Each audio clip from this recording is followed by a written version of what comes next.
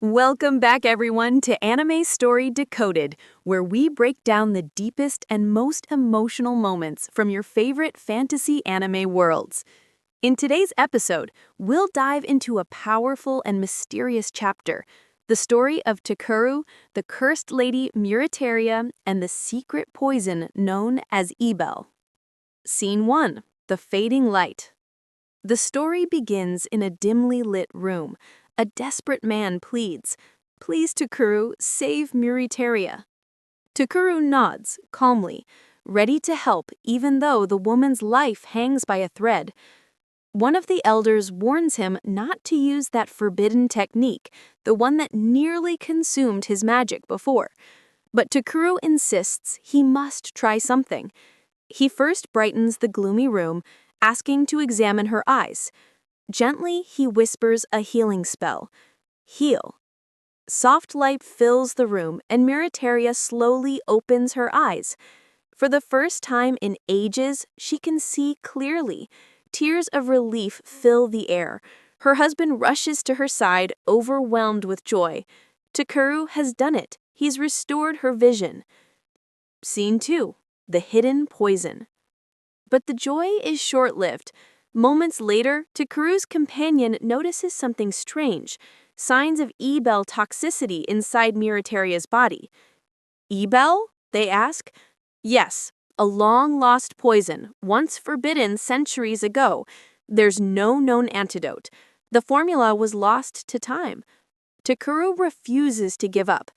If we can find the original toxin, he says, we can create a cure. The elder leads him to a room filled with ancient tomes, the records of past kings and alchemists, all written in dead languages. Using his search skill, Takuru scans through the texts until he finds a clue, a travel journal from an old adventurer named Propola. It describes a glowing yellow flower near a vast lake, the Ebel flower. Scene 3. The journey begins. Takuru recognizes the place described, a remote village near Lake Ashes, 5 days by carriage. Without hesitation, he gathers his team and departs. Before leaving, he sets magical traps around Muriteria's chamber.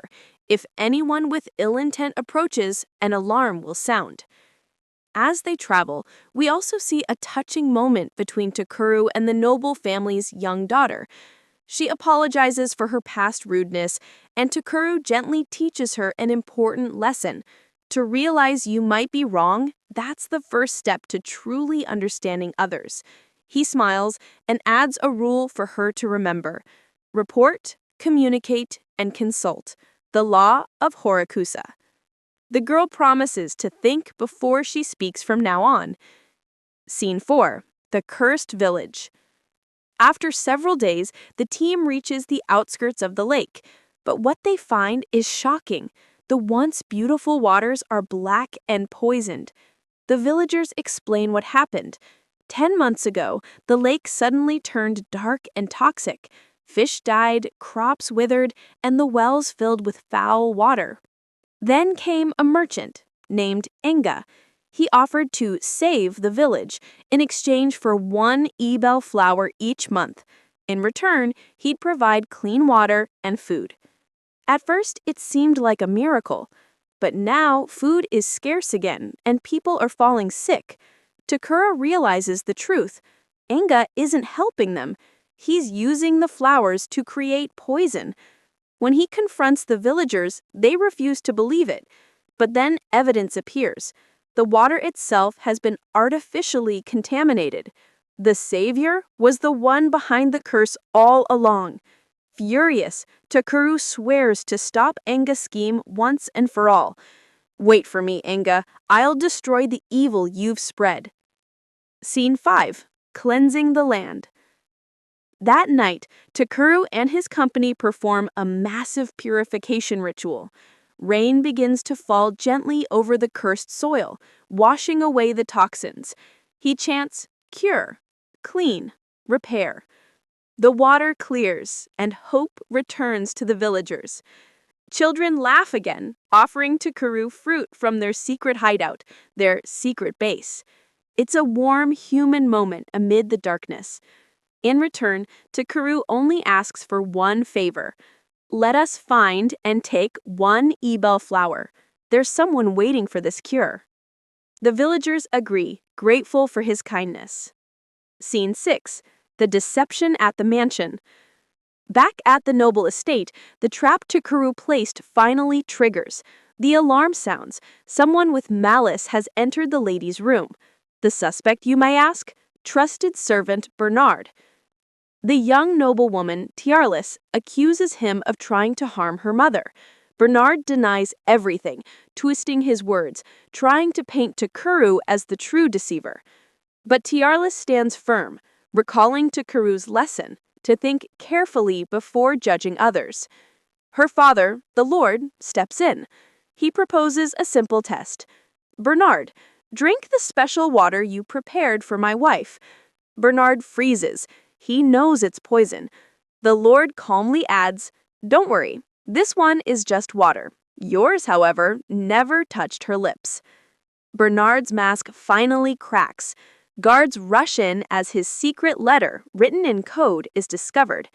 It hints at a vast underground network behind the poisoning, perhaps an organization manipulating events from the shadows. Scene 7. The enemy moves. Meanwhile, back in the village, Enga's men arrive earlier than expected, demanding the monthly ebel flower. The villagers refuse, revealing that they now know the truth. Enga's soldiers attack, trying to silence them before Takeru's return. The ground trembles as magic flares across the field. The final battle for the flower begins. As the screen fades to black, we hear a single voice. Takeru, the poison that destroys lives may also be the key to saving them. The next episode promises confrontation, revelation, and the beginning of a deeper mystery. Who truly controls the power of the ebel flower? And that wraps up today's breakdown of Takeru's Cure and the Poison of Evil, a story of courage, compassion, and truth, reminding us that even in a world of magic, wisdom and kindness are the strongest spells of all. If you enjoyed this video, don't forget to like, share, and subscribe to Anime Story Decoded. Let me know in the comments, do you think Enga is just a merchant or part of something much darker? Thanks for watching, and see you in the next Decode.